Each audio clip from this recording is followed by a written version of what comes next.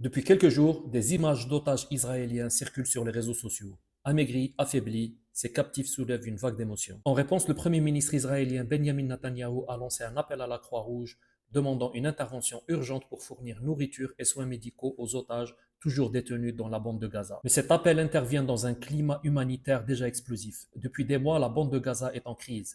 Les conditions de détention, la malnutrition et le manque d'accès aux soins sont devenus des enjeux majeurs de ce conflit. Côté israélien, les images des otages ont choqué l'opinion publique. Côté palestinien, une réponse tout aussi forte est venue de New York. Ammar Benjamin, représentant de l'Algérie à l'ONU, a pris la parole pour dénoncer une autre réalité, celle des enfants victimes silencieuses de la famine.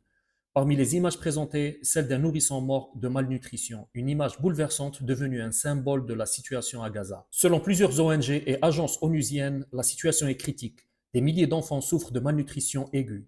Certains meurent de faim, d'autres sont tués en tentant de trouver à manger. Et cela depuis des mois, notamment depuis mars, en raison du blocus et du manque d'aide humanitaire. Ce face-à-face indirect mais symbolique entre Netanyahou et Benjamin révèle deux facettes d'un même drame. Des otages à secourir, une population civile et surtout des enfants à sauver de la famine. Aujourd'hui, des voix s'élèvent pour exiger un cessez-le-feu durable, des couloirs humanitaires sécurisés et surtout une réponse internationale qui prenne en compte toutes les souffrances, pas seulement celles qui sont médiatisées.